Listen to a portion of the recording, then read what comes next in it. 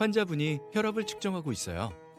수축기 혈압은 160mm 머큐리, 이완기 혈압은 90mm 머큐리로 측정되었어요. 이 수치는 정상보다 높은 걸까요? 낮은 걸까요? 맞아요. 정상보다 높은 수치여서 고혈압이 의심되는 상황이에요. 심장에서는 혈액이 나와서 혈관으로 흘러가요. 심장이 펌프질을 하면 심장 안에 있던 혈액들이 혈관으로 세차게 뿜어나가게 돼요. 이때 혈액들이 혈관에 부딪히게 되는데 이때 생기는 압력을 혈압이라고 해요. 즉 혈압은 말 그대로 혈액이 혈관을 미는 힘, 압력이에요. 그렇다면 성인의 경우에 정상 혈압은 어느 정도일까요? 수축기 혈압은 120mm 머큐리 미만, 이완기 혈압은 80mm 머큐리 미만이 정상 범주예요. 우리가 알고 있는 고혈압은 수축기 혈압이 140mm 머큐리 이상이거나 이완기 혈압이 90mm 머큐리 이상일 경우를 의미해요. 혈압이 건강에 미치는 영향이 크다는 것은 잘 알고 있죠. 그렇기 때문에 혈압이 잘 조절되는 게 중요해요. 앞선 강의에서 만났던 나아파 환자분은 10년 전에 고혈압을 진단받고 약물을 복용하고 계셨어요. 만약 외부 자극에 의하여 정상보다 혈압이 높아지게 되면 우리 몸에서는 혈압을 낮추기 위해서 많은 노력을 해요. 먼저 혈압이 정상보다 높게 되면 혈압을 감지하는 곳인 압력 수용기에서 압력이 높아진 것을 감지해요. 그 다음 뇌 속의 뇌줄기에 있는 심장혈관 중추의 신경을 통해 신호를 전달하여 원래대로 혈압을 되돌리는 노력을 시작해요. 즉 항상성 반사를 유도하게 되죠. 그 결과 심장은 혈관을 확장시키고 심근 수축력을 감소시키게 돼요. 신장에서는 호르몬의 작용으로 소변으로 물과 염분을 내보내서 우리 몸의 체액량을 줄여서 혈압을 낮추려고 노력해요. 항상성은 신경작용에 관여하는 신경계와 호르몬 작용에 관여하는 내분비계의 조절을 통해서 이루어져요. 이런 혈압은 어떤 기준으로 조절되는 걸까요? 예를 들어 어떠한 이유로 인해서 혈압이 떨어지면 짧은 기간에 혈압을 올리기 위해 신경계가 반응해요. 즉, 혈압이 떨어졌다는 신호를 압력 수용기가 감지하고 감각신경을 통해 뇌에 있는 심장혈관 중추에 혈압을 올리라는 신호를 보내는 거예요. 그러면 교감신경계가 심장과 혈관에 작동해서 짧은 기간에 혈압을 높여서 정상 범위로 돌아가려는 작용을 하는 거죠. 한편 혈압이 떨어지면 호르몬이 반응해서 장기적으로 혈압을 원상태로 돌리게 되는데요. 이러한 호르몬에는 레닌, 안지오텐신2, 알도스테론, 바소프레신, 염분 배설 증가 호르몬 등이 있어요. 이러한 호르몬들이 신장, 심장 등의 기관에 작용하여 낮아진 혈압을 올리게 되고 결국 혈압이 정상 범위에 있도록 노력하지요. 이렇게 우리 몸은 내 외적의 주위 환경의 변화에 대하여 신체 내부의 상태를 일정하게 유지하려는 성질이 있는데 이것이 항상성이에요.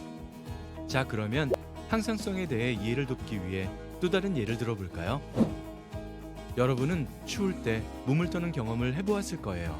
왜 그럴까요? 맞아요. 항상성과 관련이 있어요. 우리 몸은 항상 같은 체온을 유지하려고 해요. 그런데 만약 추운 곳에 오래 머물게 되면 체온이 내려가고 그럼 그 정보는 뇌 속의 시상하부에 있는 체온 조절 중추로 전달돼요. 그러면 교감신경이 작용하라고 명령을 내리게 되고 그 결과 모세혈관이 더 좁아지면서 체온을 외부로 빼앗기는 것을 막고 근육을 떨리게 해서 열을 생산해요. 그 결과 체온이 떨어지지 않고 유지되도록 해요.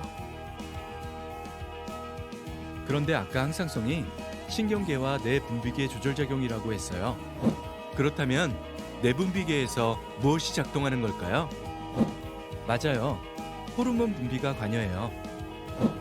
체온이 떨어지면 갑상선에서 분비되는 티록신 호르몬이 평소보다 많이 나오게 되고 이 호르몬은 물질 대사를 촉진함으로써 열 발생량을 증가시켜요. 이렇게 항상성은 우리 몸에서 신경계통에 의한 조절과 내분비계통의 조절로 이루어지고 있어요. 혈압도 이러한 항상성의 원리에 의해서 정상 범위를 유지하게 돼요. 하지만 혈압은 변화할 수 있어요. 그렇다면 혈압은 어떤 것에 영향을 받아서 높아지고 낮아지는 걸까요? 그것은 바로 심장에서 나오는 혈액량이 얼마인가와 혈액이 말초혈관에서 지나가는 데 있어서 혈액 흐름에 얼마나 저항이 있는지에 따라 결정돼요. 여러분이 지금 동맥경화증으로 인해서 혈압이 높아져 있는 고혈압 환자를 간호하고 있다고 생각해 보세요. 동맥경화증은 말초혈관에 지방이 많이 끼어 있는 상태예요.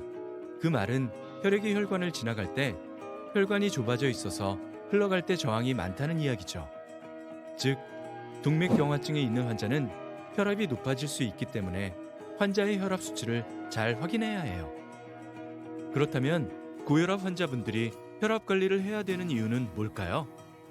혈압 조절이 되지 않으면 동맥과 심장, 눈 등에 손상을 입기 때문이에요. 심장에 손상이 생기면 심근경색, 심부전, 심장마비를 일으켜요. 신장 동맥에 손상이 생겨서 만성 심부전을 일으켜요. 눈의 망막에 혈액을 공급하는 동맥에 손상이 가서 시력 저하를 일으켜요. 뇌로 가는 혈관에 손상을 줘서 뇌졸중을 일으켜요. 어떤가요? 고혈압으로 인해서 생길 수 있는 위험한 상황들이 한두 가지가 아니죠. 더 무서운 것은 이런 현상이 갑자기 생긴다는 거예요. 인지하지 못하게 조금씩 나빠지다가 생명에 위협을 가하기 때문에 고혈압을 침묵의 살인자라고 부르기도 해요. 고혈압을 앓고 있는 분이 주변에 계신다면 꼭 혈압 관리의 중요성을 알리도록 해요. 그럼 3강에서 배운 이제까지의 내용을 퀴즈를 통해서 확인해 볼까요? 퀴즈 1. 다음 설명이 의미하는 단어를 적으세요. 우리 몸은 내외적의 주위의 환경의 변화에 대하여 신체 내부의 상태를 일정하게 유지하려고 하는 성질이 있어요. 이 성질을 무엇이라고 할까요? 정답, 항상성. 퀴즈 2. 혈압은 심장에서 나오는 혈액과 말초혈관의 과로에 의해서 결정돼요. 동맥경화증 환자가 이것이 높은 편인데요. 이것은 무엇일까요? 정답, 저항. 이번 3강에서는 혈압의 생리학적 조절과 항상성에 대해서 살펴보았어요. 다음 강의에서는 심장 문제를 겪는 환자 사례를 보면서 알아야 할 내용이 무엇인지 확인해 보도록 할게요.